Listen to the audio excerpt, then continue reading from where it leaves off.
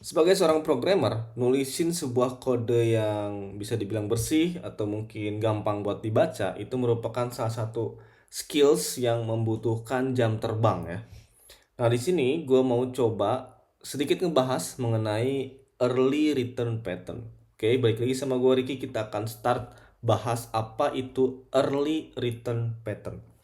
Oke, jadi kalau misalkan early return pattern itu dia itu kayak di dalam sebuah function ada satu buah kondisi yang fungsinya untuk mengembalikan nilai atau langsung nge-return dari function atau metodenya itu lebih awal jika kondisinya itu terpenuhi. Sebelum apa? Sebelum ngelanjutin ke proses logik yang lebih kompleks. Jadi intinya itu ketika dalam sebuah metode dia ada berbagai macam logic, apabila logic itu bisa dipecah jadi sebuah hal yang bisa buat nge-return lebih awal atau ngembaliin lebih awal, kita itu gunain yang namanya early return pattern. Tujuannya apa gitu ya? Tujuannya itu yang pertama, ngebikin kode kita itu akan terlihat lebih sederhana, terus akan mudah dibaca dan di-maintain nantinya gitu. Oke, sekarang kita akan coba lihat ya salah satu contoh kalau misalkan sebuah metode memiliki logic yang cukup panjang. Misal seperti ini. Di sini saya punya satu buah metode namanya proses user. Dia punya satu parameter, parameternya itu user. Kemudian kalau teman-teman lihat di sini tuh ada kondisi if else yang nested gitu ya, yang masuk terus masuk terus. Yang pertama nih, di sini tuh dijelasin kalau misalkan usernya nil, dia itu akan ngembaliin user is nil. Else gitu ya, tapi dia masuk lagi, tapi di sini dia bikin lagi sebuah if condition. Masuk nih bikin if condition. Kondisi yang pertama itu kalau misalkan user name dengan fieldnya name atau keynya name itu nil or ya, atau username-nya empty atau kosong, itu akan nge-return name is missing. Else, dia ada lagi else. Kalau misalkan nggak sesuai kondisi yang di sini, dia akan masuk ke else dong. Nah, di else dia punya lagi if statement di sini. Nah, ini berarti makin bercabang, makin kompleks, dan dia makin nested gitu. Nah, kita nanti kalau misalkan lihat codingan kayak gini nih ya, kalau misalkan sekarang coding kayak gini mungkin masih ingat gitu ya logiknya. Tapi kalau misalkan dibiarin sebulan, 2 bulan, 3 bulan, balik lagi ke sini gitu ya, teman-teman akan bingung ini maksudnya apaan ya, akan mikir dulu gitu ya. Apalagi kalau misalkan nanti udah implement bisnis logic. Ini sih baru if else biasa. Kalau misalkan udah ngomongin bisnis logic, nanti biasanya setiap metodenya atau kondisinya itu pasti akan merembet gitu ya. Dia itu udah ada ketentuannya masing-masing dari si bisnisnya. Nah, kita ingin memperbaiki ini dengan salah satu patternnya itu early return pattern. Nah, sekarang kalau misalkan kita coba ubah ngegunain si early return itu gimana gitu ya. Yang pertama, di sini kita bisa analisis dulu dari sini ya. Kira-kira nih kalau misalkan usernya itu nil, dia itu bisa langsung dibalikin user nil nggak sih? Kayaknya bisa nih ya. Jadi kalau misalkan usernya nil, dia bisa langsung ngembaliin ini nih. Terus nanti kalau misalkan username-nya nil atau username-nya empty, dia bisa langsung ngembaliin name is missing. Nah, sebenarnya logik yang di sini nih ya, kalau misalkan teman-teman telah lagi, kalau misalkan usernya itu enggak nil, dia kan berarti akan masuk ke else. Di sini nanya lagi, ada key name apa enggak gitu ya. Di sini kalau lihat nih, ada key name sama key email ya.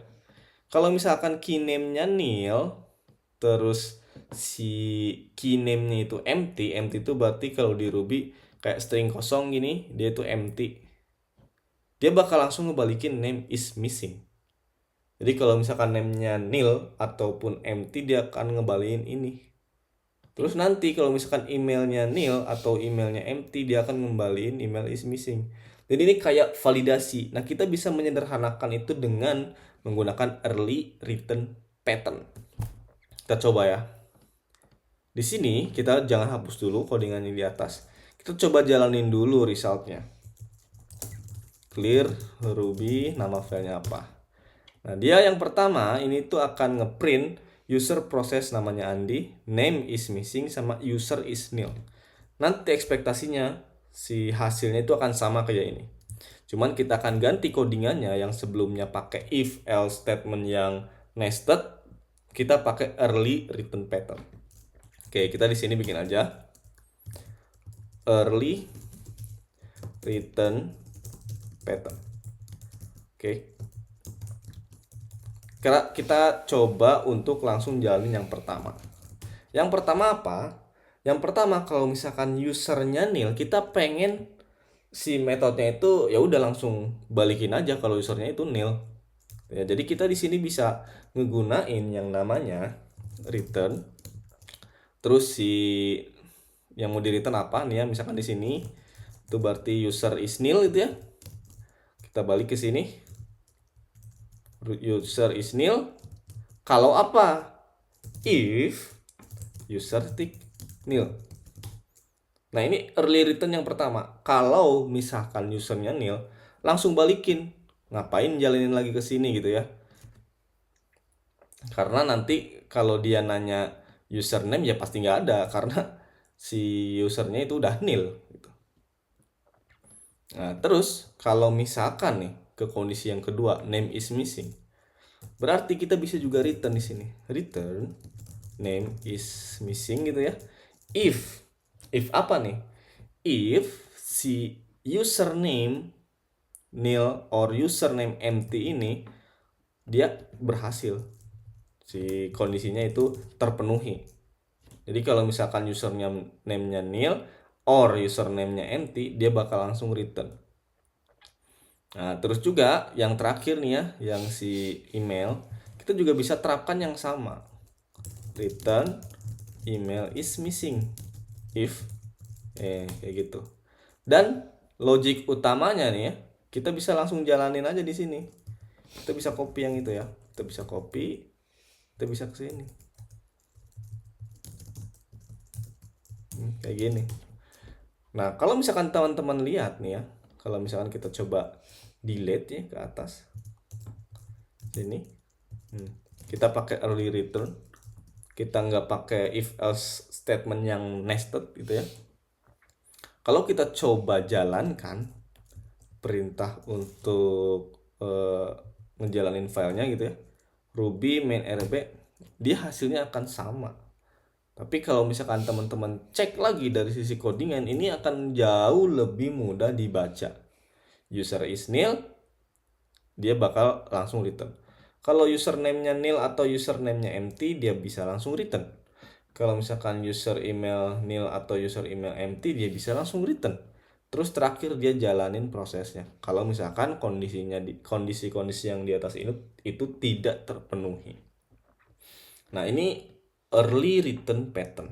Jadi kalau misalkan nanti teman-teman ada misalkan metode baru nih ya, dev say hi gitu, say hi di sini name. Terus misalkan di sini pengen ngembaliin nama gitu ya, misalkan berarti halo nama saya, kita ambil dari si parameternya name. Nah, nanti kan kalau misalkan si name-nya ini nil gitu ya, di sini nanti nggak bakal kebaca kan. Nah, kita nanti bisa di sini pakai yang namanya return. Return misalkan if name nil, kayak gini bisa. Early return pattern. Nah, ini sering dipakai nih nanti di dunia kerja gitu ya, karena di gue juga di kantor sebelumnya sama sekarang itu sering banget pakai yang namanya early return pattern karena akan lebih mudah buat maintain dan juga dibaca. Nah, ini contohnya gitu ya. Jadi nanti si early return pattern ini teman-teman bisa gunain kalau gitu ya. Kalau misalkan ada kondisi yang kita udah expect. Kayak misalkan usernya kalau misalkan nil, oh ya udah langsung balikin aja usernya is nil, nggak usah lagi ngeproses logic selanjutnya atau ngeproses code selanjutnya gitu, kode-kode yang di bawahnya. Nah, terus juga kalau misalkan ini kan metodenya masih pendek gitu ya, ini bisa dipakai. Tapi kalau misalkan metodenya udah kompleks, itu bisa nanti dipecah-pecah, dibikin modular beberapa metode atau function. Nah, gitu. Jadi dengan kita ngegunain si early return ini, nantinya akan ngebantu kita buat ngebaca codingannya, terus nge-maintain codingannya gitu. Jadi kalau misalkan ada sebuah validasi yang udah expect dia bisa error, misalkan kita bisa balikin di awal gitu. Kita bisa pakai early return pattern. Oke, jadi segitu dulu video buat kali ini. Stay tune terus. Salam programmer best friend.